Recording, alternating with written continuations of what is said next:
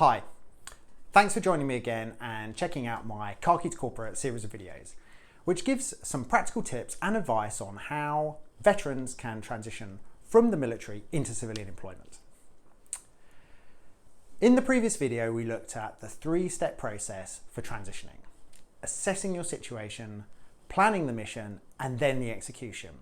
We also covered the first part of the situation, which is a self-assessment of who you are and why you're leaving. Now it's time to look at the next part, and that is defining your skills. Many of the skills you possess may not seem obvious to you. After all, you've lived and breathed these skills every day through your military career. You've probably never had to think about them objectively, let alone write them down. But as I've said, and I'll keep saying it, these skills you have really are superpowers in the corporate world. So you need to think about what they are, and as we progress through the course, how you can articulate them to a potential employer. I like to think there are two groups of transferable skills that we veterans have: specialist skills and generalist skills. Specialist skills are usually defined by your role. These are the technical skills you will have specialised in. So if you're an engineer, a logistician, a pilot, and you would like to be an engineer, logistician or pilot in the civilian world, then your life is simpler. Obviously, there are a whole bunch of other specialist skills in the military, such as bomb disposal, sniper and submariner, that may not have the crossover into your next career. So if you don't have those directly translatable technical skills, or that's not a specialisation you particularly want to stay in, you also need to think about your generalist skills. Now, your generalist skills come in two varieties: hard skills and soft skills. Hard skills are the doing skills, the what you have done, the things you have good experience of performing or managing. For example, most of you will be used to risk management, regulations, process and procedure.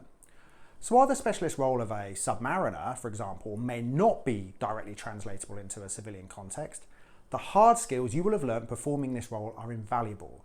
These are real strengths. The running of a submarine requires life or death understanding of operational processes, process improvement, knowledge of the risks associated with those processes, and ensuring that the appropriate control measures are put in place to manage those risks. These skills are fully transferable, and businesses need these hard skills as they look to refine, improve, and de-risk their own operational processes. Now, that company may not be in the business of sailing a submersible, but the skills you'll have learned on board are absolutely critical to the running of most operational businesses. Furthermore, you will have received millions of pounds or dollars in training to learn these skills. Your training in them is second to none. You are experts. Now, the second type of generalist skills, which are highly transferable, are your soft skills. These are the being skills, the how you did things. These are your ability to lead in difficult situations, to communicate clear instructions, to work effectively in a team, and the ability to inspire trust. It's very hard to train people to develop these types of soft skills in the workplace, but you will have been trained in them since the day you joined the military.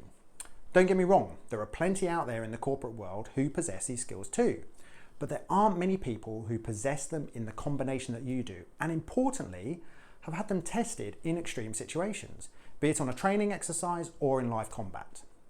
Leadership, teamwork, communication, integrity. These are just some of the soft skills and qualities that many of you will have. You may have others that you identify as you start to reflect. So now it's time to write your skills down. Think about your role in the military and the type of responsibilities you had.